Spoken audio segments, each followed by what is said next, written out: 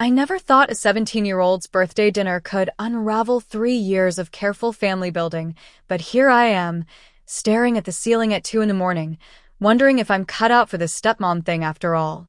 My name is Rachel, and I've been married to Jake for 3 years now, though we've been together for 5. Jake has a daughter, Emma, from his previous marriage to Sarah. When I first met Emma, she was 12 years old with pigtails and a skeptical stare that could cut through glass. Now she's 17, drives herself to school, and talks about college like it's just around the corner, which, terrifyingly, it is. The relationship between Jake and Sarah has always been complicated, to put it diplomatically. When Jake and I started dating, Sarah made it clear that she wasn't going anywhere quietly. She had a key to Jake's house that she claimed was for emergencies, but those emergencies seemed to coincide remarkably often with our date nights. She would call during dinner, show up unannounced to discuss Emma's schedule, and once even rearranged Emma's bedroom while we were out, claiming she was helping her daughter organize. The worst part was how she weaponized Emma's emotions.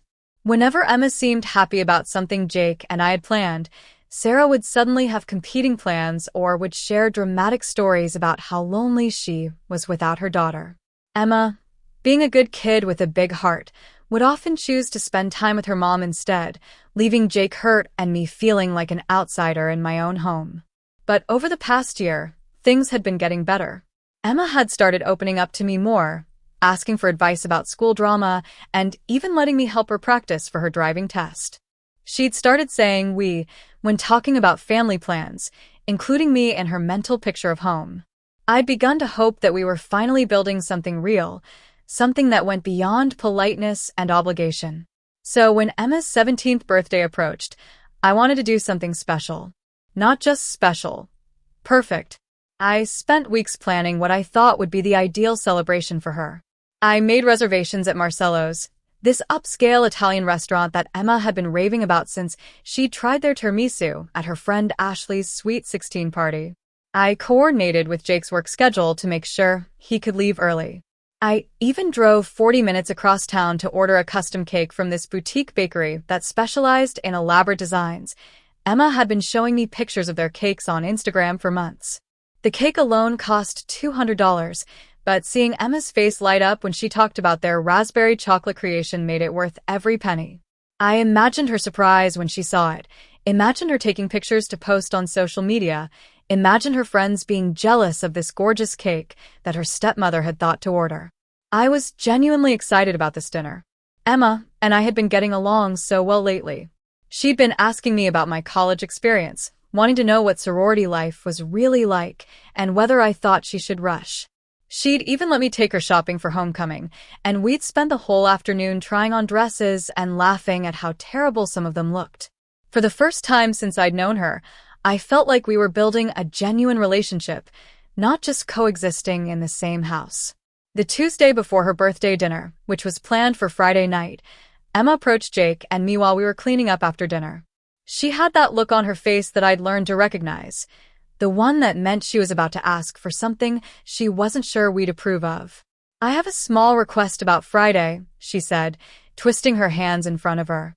"I was wondering if maybe Mom could come to the birthday dinner too."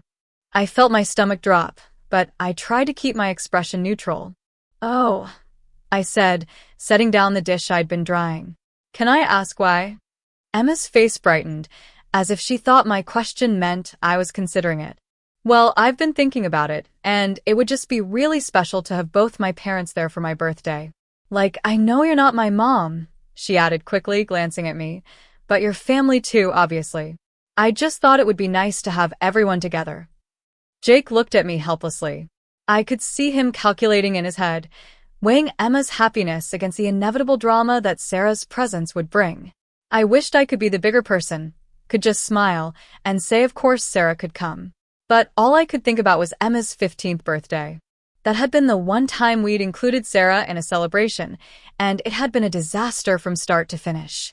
She'd shown up an hour late without apology, complained that the restaurant was too fancy and made everyone uncomfortable, spent the entire meal making snide comments about our privileged lifestyle, and then stormed out after getting into a screaming match with Jake about money in front of the entire restaurant. Emma had spent the rest of that birthday dinner crying in the bathroom while I sat at our table surrounded by curious stares and untouched plates of food. Emma, I said carefully, you know how your mom can get at family events. Remember your 15th birthday? Emma's expression shifted, becoming defensive. That was different. She was going through a hard time with work stuff. And besides, that was 2 years ago. She's different now. I wanted to ask how exactly Sarah was different, considering that just last month she'd shown up at Emma's school play drunk and made such a scene that the principal had to escort her out. But I bit my tongue. I just think, I continued, that this dinner is supposed to be a celebration for our family. I've been planning it for weeks, and I want it to be perfect for you. So you're saying no? Emma said flatly. Jake finally spoke up. Emma, sweetheart, you know your mom and I have trouble being in the same room together without fighting. I don't want your birthday to turn into another argument. Emma's eyes filled with tears. You guys are being so unfair. It's my birthday, and I should get to choose who I want there. You're acting like I'm asking for something crazy, but I just want my mom there. She's been really sad lately about feeling left out of my life. There it was, the guilt manipulation that Sarah had perfected over the years. Even when she wasn't in the room, she was still pulling Emma's strings, making her feel responsible for managing an adult's emotions. Emma, I said, my frustration starting to show, your mom has had plenty of opportunities to plan special things for your birthday. She could have organized her own dinner or celebration. But she hasn't. The only reason she wants to come now is because she knows I've put work into making this special for you. That's not true. Emma snapped. You don't know what she's thinking. You just hate her and don't want her to be part of anything good in my life. That's not fair. I replied, my voice rising despite my efforts to stay calm. I don't hate your mother, but I'm not going to pretend that she hasn't caused problems at every family event she's ever attended. I'm not going to let her ruin your birthday dinner because she can't behave like an adult. Emma stared at me for a long moment, and I could see something shift in her expression. The hopeful, pleading look disappeared, replaced by something harder and more calculating. Fine, she said coldly. If you won't let my mom come to the family dinner, then I guess I won't come either. I'll make my own plans with her instead. My heart sank. Emma, that's not necessary. We can figure this out. No, we can't, she said, crossing her arms. You've made it clear that you think you get to decide who's in my family and who isn't. So I'm making my own decision. I'd rather spend my birthday with someone who actually wants to celebrate with me. Jake looked stricken. Emma, that's not what anyone said. Rachel has been working really hard to make this birthday special for you. If she really cared about making it special for me, she'd let my mom come, Emma shot back. But she cares more about her own feelings than about what I want. That night, Jake and I stayed up until nearly 3 a.m. talking about what to do. He was torn between wanting to support me and wanting to make Emma happy. I was hurt and angry, but also starting to feel guilty. Maybe I was being unreasonable. Maybe I should just suck it up and let Sarah come, deal with whatever drama she brought. But every time I started to convince myself to give in, I remembered all the other times we'd tried to include Sarah, all the ways she'd found to make celebrations about her own drama and need for attention. I remembered Emma's 13th birthday party, when Sarah had spent the entire time on the phone with her boyfriend, loudly discussing their relationship problems while Emma tried to enjoy time with her friends.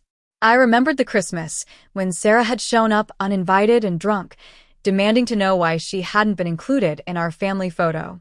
The next morning, Emma came downstairs with her phone in her hand and a determined look on her face. I texted Mom last night, she announced. She's super excited to take me out for my birthday. We're going to go to that new sushi place downtown and then maybe see a movie. She said she's been wanting to have some special one-on-one time with me anyway. I felt like I'd been slapped. All the planning, all the effort I'd put into making her birthday perfect, and she was throwing it away to spite me. Jake looked devastated.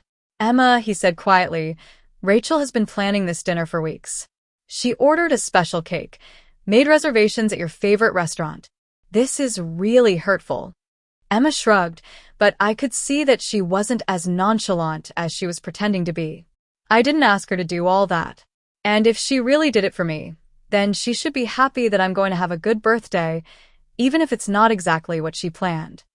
That's when I lost my temper completely. "You know what, Emma?" I said, my voice shaking with anger and hurt. "If you want to choose your mother over the family that's been there for you consistently for the past 5 years, that's your choice. But I'm not going to sit here and pretend that it doesn't hurt, and I'm not going to keep these plans going when you've made it clear that you don't appreciate the effort that went into them." I stormed out of the kitchen and went straight to my phone. I called Marcello's and canceled the reservation, apologizing profusely to the hostess who remembered me from when I'd called 3 times to make sure everything would be perfect. I called the bakery and canceled the cake order, forfeiting my $200 deposit because it was too late to cancel without penalty. With each phone call, I felt a mix of vindication and regret. Part of me was satisfied that Emma would see the consequences of her choice, but another part of me knew I was being petty and making the situation worse. Jake tried to talk me out of canceling everything, but I was done. I felt unappreciated and manipulated, and I wasn't going to reward Emma's ultimatum by keeping the plans she'd rejected. Emma ended up going out with Sarah on Friday night. According to Jake, who got the details later, they went to a chain restaurant where the service was terrible and Sarah spent most of the dinner taking work calls. Emma came home that night looking disappointed and subdued, but she didn't say anything about how the evening had gone. The aftermath was brutal. Jake was furious with me for days, saying I'd made the situation about my own hurt feelings instead of about Emma's happiness. He said I should have been the adult, should have either included Sarah or found a way to make Emma feel good about the original plan. Emma barely spoke to me for weeks after her birthday. She was polite when necessary, but the warmth that had been building between us over the past year was completely gone. She stopped asking me for advice about college, stopped letting me help with her driving practice, stopped including me in her mental picture of family. I started questioning everything about my role in their family. Was I overstepping by trying to plan special celebrations for Emma? Was I wrong to have boundaries with Sarah, even when those boundaries affected Emma? Was I cut out for this stepmother thing at all? My friends were divided in their opinions. Some said I was right to stand up for myself and not let Emma manipulate the situation. Others said I should have prioritized Emma's happiness over my own comfort, that being a step-parent meant making sacrifices and dealing with difficult situations. My sister was particularly harsh in her assessment. "Rachel," she said during one of our phone calls, "you made a teenager's birthday about your own ego. Emma is 17 years old, caught between parents who can't get along, and instead of being the stable adult presence she needs, you threw a tantrum when she didn't choose you." Her words stung because I knew there was truth in them. I had made Emma's birthday about my feelings, about my need to be appreciated and chosen. But I also felt like I'd been put in an impossible situation, expected to tolerate Sarah's destructive behavior in the name of keeping the peace. The tension in our house was palpable for weeks. Emma and I barely spoke. Jake was caught in the middle trying to mediate between us, and I felt like an outsider in my own home. I started wondering if Emma and Jake would be better off without me, if my presence was causing more problems than it was solving. But then something unexpected happened. About 3 weeks after the birthday disaster, Emma knocked on my bedroom door one evening while Jake was at his weekly basketball game. "Can we talk?" she asked quietly. I was so surprised that I nearly dropped the book I'd been reading. "Of course," I said, patting the bed beside me. Emma sat down but didn't look at me directly. "I wanted to apologize," she said, "for how I handled the birthday thing." I wasn't sure what to say, so I waited for her to continue. "The thing is," Emma went on, "I didn't actually want Mom at the dinner you planned. I knew it would be weird and probably cause problems. But she'd been hinting for weeks about feeling left out, and I felt guilty. She kept making comments about how you and Dad never included her in anything, and how sad it made her that I was growing up without her being part of the important moments." My heart broke a little hearing this. "Emma, you're not responsible for managing your mom's feelings. That's not your job." Emma nodded, tears starting to form in her eyes. "I know that now. But in the moment, I felt like I had to choose between making her happy and making you guys happy, and I thought maybe if I just didn't come to either dinner, I wouldn't have to choose at all." "But then you did go out with your mom," I pointed out gently. Emma made a face. Yeah, and it was awful. She spent the whole time on the phone with work, the restaurant was loud and crowded, and she kept complaining about how expensive everything was even though Dad gives her money specifically for taking me out. I kept thinking about how you'd probably ordered that fancy cake I'd been wanting, and how we were supposed to go to Marcello's, and how much more fun it would have been. I felt a complex mix of vindication and sadness. I'd been right that Sarah would ruin Emma's birthday, but I took no pleasure in being right. I'm sorry your birthday wasn't what you wanted, I said. I'm sorry I ruined the plans you made, Emma replied. And I'm sorry I said you didn't care about making me happy. I know you do care. I was just feeling pressured and handled it really badly. We talked for over an hour that night, and I learned more about Emma's relationship with her mother than I'd known in 5 years of being part of their family. She told me about the guilt trips, the emotional manipulation, the way Sarah would make Emma feel responsible for her loneliness and disappointment. She told me about always feeling like she had to be the adult in their relationship, managing her mom's emotions and expectations. I also learned that Emma had been more aware of the family dynamics than I'd given her credit for. She knew that Sarah caused drama at family events. She knew that her mom was unreliable and often put her own needs ahead of Emma's. But she also felt loyal to her mother and guilty about sometimes preferring the stability and peace of life with Jake and me. I don't want you to think I don't appreciate what you do for me, Emma said near the end of our conversation. I know you didn't have to care about me or try to make me feel like part of your family. And I know Mom makes that harder than it should be. A few days later, Emma suggested that we have a redo birthday celebration, just the three of us at home. We ordered pizza, made brownies from a box mix, and watched movies until midnight. It wasn't the elegant dinner I'd originally planned, but it felt more relaxed and genuine than a restaurant celebration would have been. Jake and I also had some long overdue conversations about his role in managing the Sarah situation. He admitted that he'd been so focused on avoiding conflict that he hadn't been protecting Emma from her mother's manipulative behavior. He promised to be more proactive about setting boundaries and supporting both Emma and me when Sarah created drama. The whole experience taught me some hard lessons about step-parenting that I wish I'd learned earlier.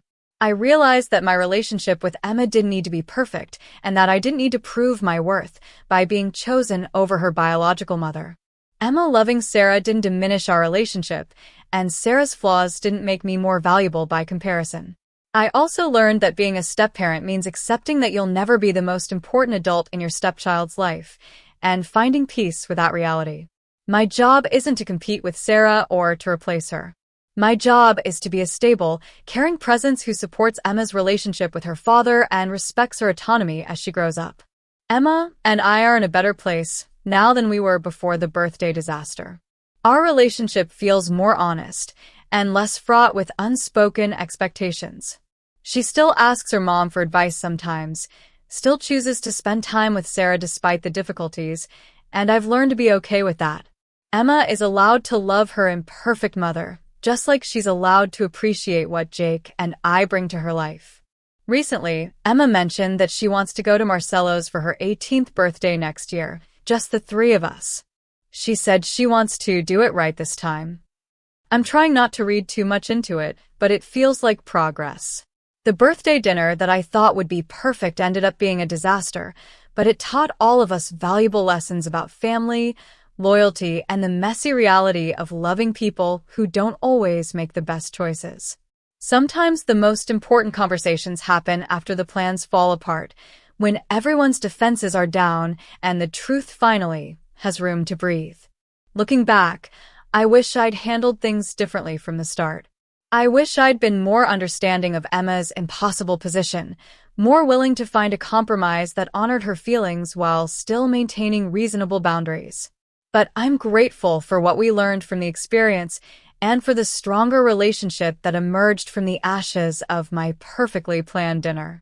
Being a stepmother isn't about creating perfect moments or earning gratitude through grand gestures. It's about showing up consistently, offering support without expecting to be chosen, and learning to love someone else's child even when that love isn't always returned in the ways you might hope for. Emma's 17th birthday didn't go according to plan, but it gave us something more valuable than a perfect dinner. It gave us honesty, understanding, and a foundation for the kind of relationship that might actually last.